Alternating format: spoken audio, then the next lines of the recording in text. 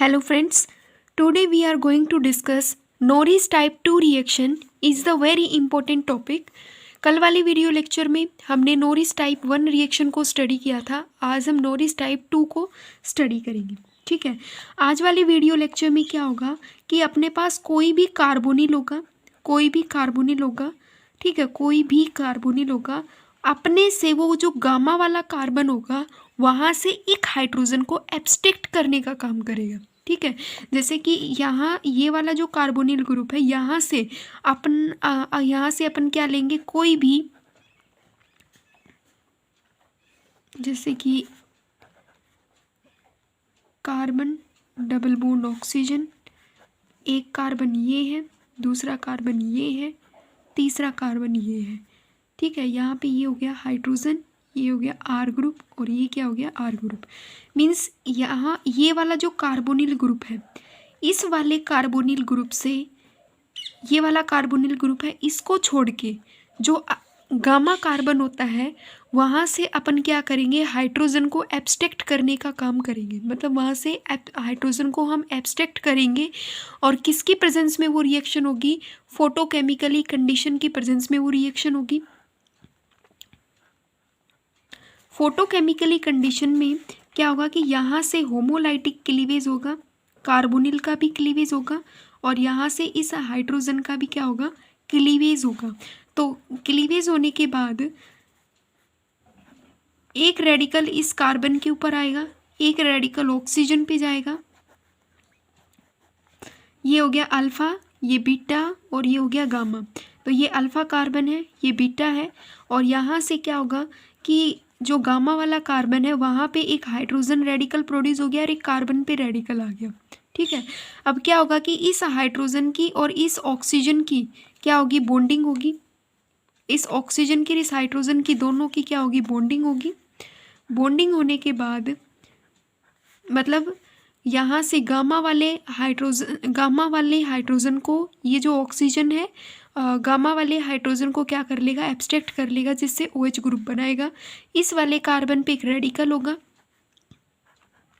Alpha beta और ये gamma पे एक रेडिकल है, ये आर ग्रुप, एक ये आर ग्रुप।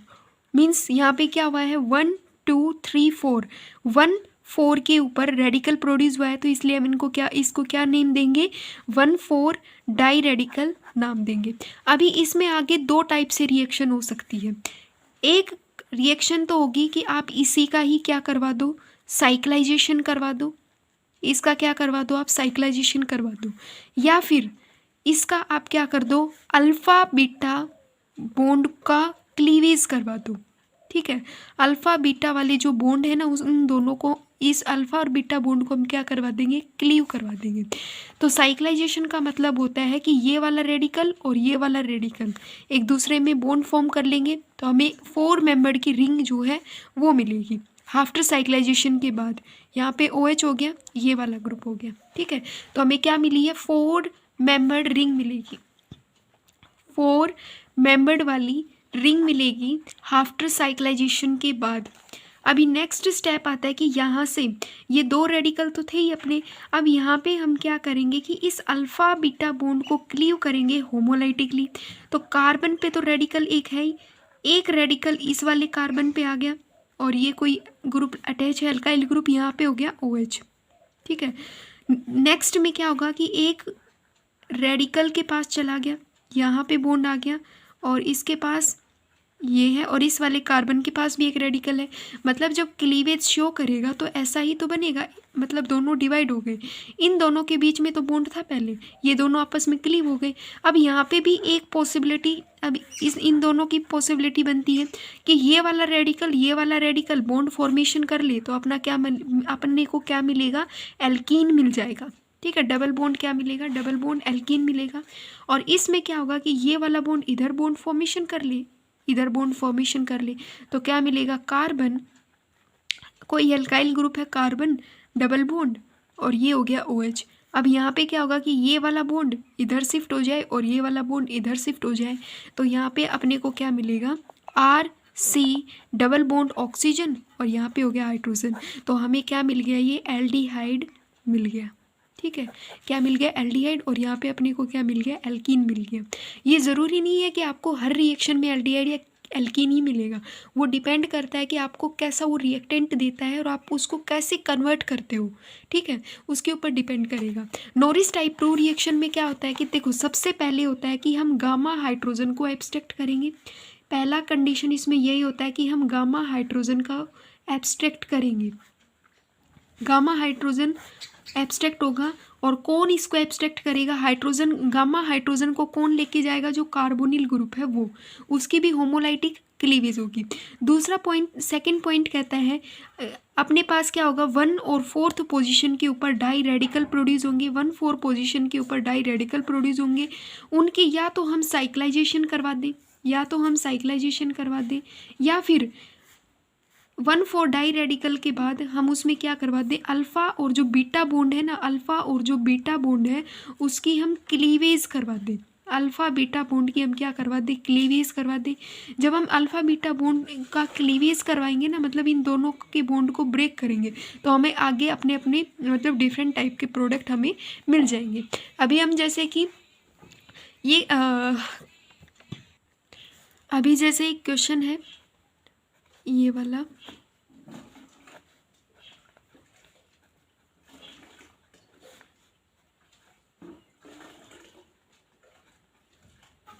अभी इनको मतलब काउंटिंग दो, ये अल्फ़ा हाइड्रोजन है, सॉरी, इस कार्बोनिल वाले ग्रुप से ये अल्फ़ा कार्बन है, ये बीटा कार्बन है, और ये क्या हो गया, गामा।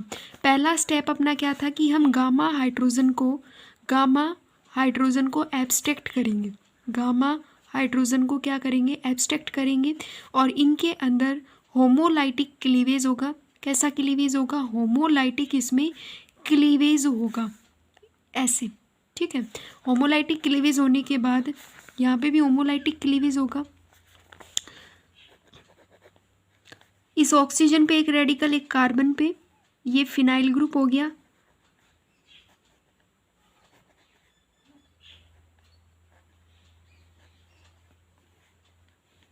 एक रेडिकल इधर हो गया, और इस वाला हो गया।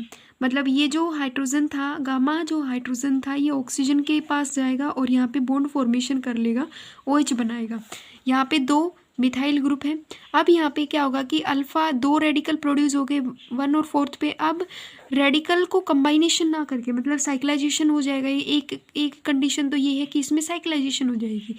दूसरी इसमें क्या होगा कि ये जो रेडिकल है इसमें यहाँ पे ये अपना अल्फ़ा है, ये बीटा है, इन दोनों का बॉन्ड का अपन क्या करवा दें, क्लीवेज करवा दें। तो यहाँ पे क्या होगा, फिनाइल ग्रुप है, एक रेडिकल इधर, और इसके ऊपर 2 मिथाइल ग्रुप है, और एक रेडिकल इधर, यहाँ पे हाइड्रोजन है और ये वाला हाइड्रोजन है, और इधर एक रेडिकल था। अभी इन दोनों का बॉन्ड फॉर्मेशन हो जाए। बॉन्ड फॉर्मेशन होने के बाद ये बनेगा फिनाइल, यहाँ पे आ जाएगा OH, और ये हो जाएगा डबल बॉन्ड, और ये मिथाइल ग्रुप हो गए।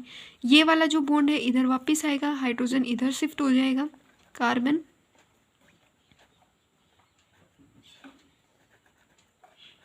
एक हाइड्रोजन, मिथाइल ग्रुप हो गए, ये हो गया फिनाइल ग्रुप, और यहाँ पे हो गया डबल बॉन्ड ऑक्सीजन, और दूसरा अपना क्या हो गया, एल्कीन, अपने को प्रोडक्ट मिल गया। ठीक है, अभी कोई एक और नेक्स्ट नए टाइप का क्वेश्चन करके देखते हैं। इसी में ही एक और क्वेश्चन है, जैसे कि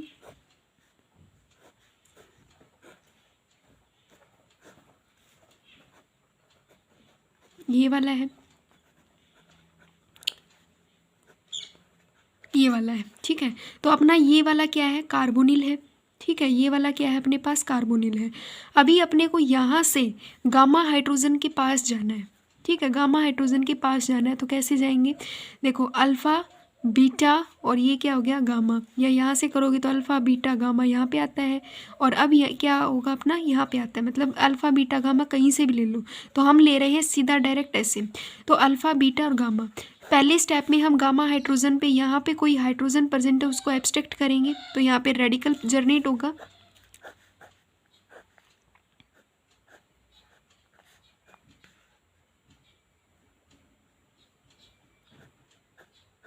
ठीक है, एक रेडिकल इधर हो गया, डबल बॉन्ड ये हो गया, सिंगल बॉन्ड होगा, ऑक्सीजन, क्योंकि इसका भी होमोलाइटिक क्लीवेज हुआ यहाँ पे रेडिकल, और रेडिकल जो ये हाइड्रोजन था ये इसके पास जाएगा, यहाँ पे बॉन्ड फॉर्मेशन होगी।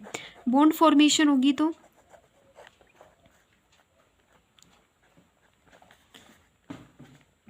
ये इसमें अब क्या करेंगे, ये अल्फ़ा था, ये बीटा था और ये गामा है।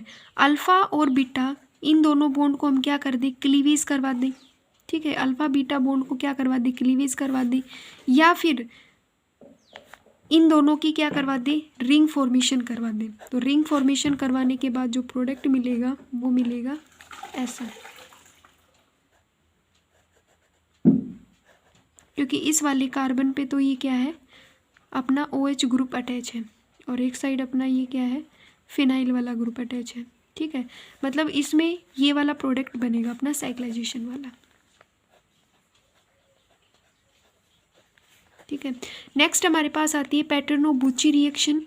नेक्स्ट आती है पैटर्नो-बुची रिएक्शन। इस रिएक्शन में क्या होता है, देखो इस रिएक्शन में होता है कि अपने पास कार्बोनिल होता है, यहाँ पे पैटर्नो-बुची रिएक्शन के अंदर क्या होता है, साइक्लाइजेशन होता है। पहला स्टेप तो हम यही लिखेंगे कि पैटर्नो-बुची रिएक्शन के अंदर साइक्लाइजेशन होता है। साइक्लाइजेशन किन किन के बीच होता है, इन बिटवीन होता है, कार्बोनिल प्लस में एल्कीन के बिटवीन होता है। ठीक है, और फोटोकेमिकली कंडीशन के प्रेजेंस में होगा। इसको हम क्या बोलते हैं, 2+2 साइक्लो एडिशन रिएक्शन भी बोलेंगे, जिसमें अपने को जो प्रोडक्ट मिलेगा ना वो ऑक्सीटीन मिलेगा, मतलब ऑक्सीजन होगा, 4 मेंबर्ड रिंग के इन बिटवीन अपने को ऑक्सीजन मिलेगा। ठीक है, उसको हम क्या बोलते हैं, ऑक्सीटोन बोलते हैं। क्या बोलते हैं, ऑक्सीटोन बोलते हैं। पैटर्नो-बुची रिएक्शन के अकॉर्डिंग अपने को जो प्रोडक्ट मिलता है वो ऑक्सीटोन होता है। कार्बोनिल में क्या होता है, हम कार्बोनिल ग्रुप लेते हैं, ये वाला होगा, इनमें भी क्या होगा, होमोलाइटिक क्लीवेज होगा, और एक साइड अपन एल्कीन लेंगे। यहाँ पे ये क्या होगा, होमोलाइटिक क्लीवेज को ये एक दूसरे को क्या करेंगे, शो करेंगे।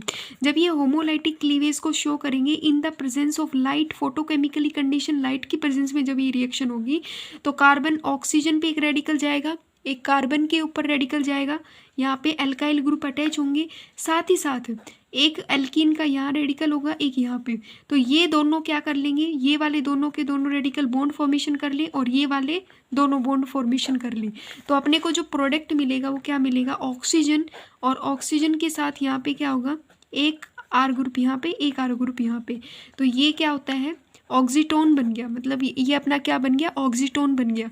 ये इसका मैकेनिज्म था। ठीक है, तो यही हमारी क्या थी, पैटर्नो-बुची रिएक्शन थी।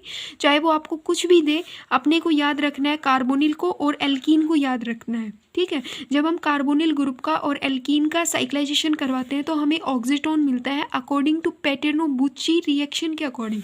इसमें कुछ पॉइंट्स लिखने होते हैं कि ट्रिपलेट स्टेट होती है, जो अपने पास जो ये कार्बोनिल होगा ना, ये ट्रिपलेट स्टेज का होगा, ट्रिपलेट स्टेट का कार्बोनिल होगा। एल्कीन की कोई कंडीशन नहीं है कि ट्रिपलेट हो, ये आपका सिंगलेट, जो एल्कीन होगी ना, ये वाली जो एल्कीन है ये सिंगलेट में ही होगी, बट जो कार्बोनिल है ये ट्रिपलेट स्टेज में होना जरूरी है। ठीक है, कि रिएक्शन जो होती है इन बिटवीन कार्बोनिल और एल्कीन में, carbonyl also have a triplet state का होना चाहिए, और जो एल्कीन है वो सिंगलेट स्टेज की होनी चाहिए। ट्रिपलेट स्टेज, जो ट्रिपलेट स्टेट होगी ना, यहाँ पे जब ट्रिपलेट स्टेट होती है ओल्फिन तो टेक पार्ट करेगा रिएक्शन में, और इसको हम 2+2 साइक्लो एडिशन वाली रिएक्शन का भी नाम देते हैं। ठीक है, अभी यहाँ पे alkene possess lower excitation energy होगी, then carbonyl energy transfer, sensitization, electron rich ethene are sensitize होगा। ठीक है, ये तो अपने पास थी पैटर्नो-बुची रिएक्शन थी।